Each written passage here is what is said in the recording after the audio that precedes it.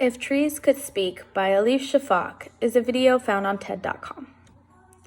Shafak uses her platform in this video to speak out on behalf of the trees and express to society how we continue to use them as products for our everyday lives when they are actually a present of the past and the future and can provide for us if we leave them alone.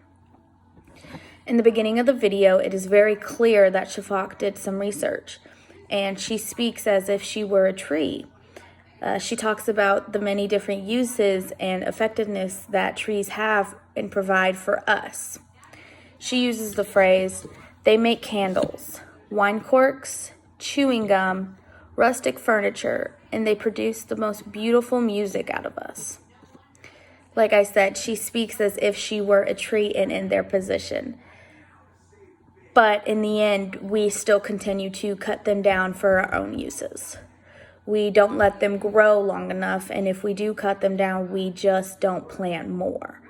And in the end, trees provide oxygen for us, and if we continue to cut them down without planting more, we could die. Continuing on, she also speaks of they even compose the most romantic poems for us, claim that we're the link between earth and sky, and yet they do not see us. She continues to speak as if she were a tree, as if she were in the same position as them. She speaks as if she is the Lorax from the movie The Lorax, saying, I speak for the trees. People only see the things that trees can do for them, but they do not see what trees are doing just by being planted and standing where they are supposed to grow.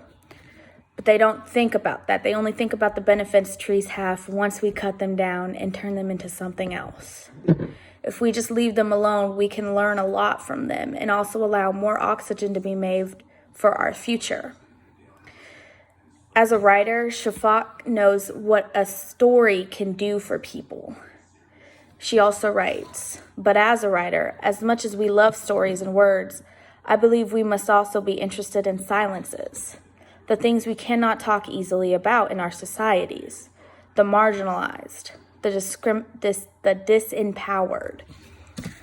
I felt as if this were her talking about the trees because the trees are the disempowered. They cannot speak for themselves, but we continue to just not see what they are doing for our future. We continue to cut them down and we just burn them. Society has been burning our future away from us, and we don't talk about it because in the long run, it's going to affect us, but nobody wants to see that.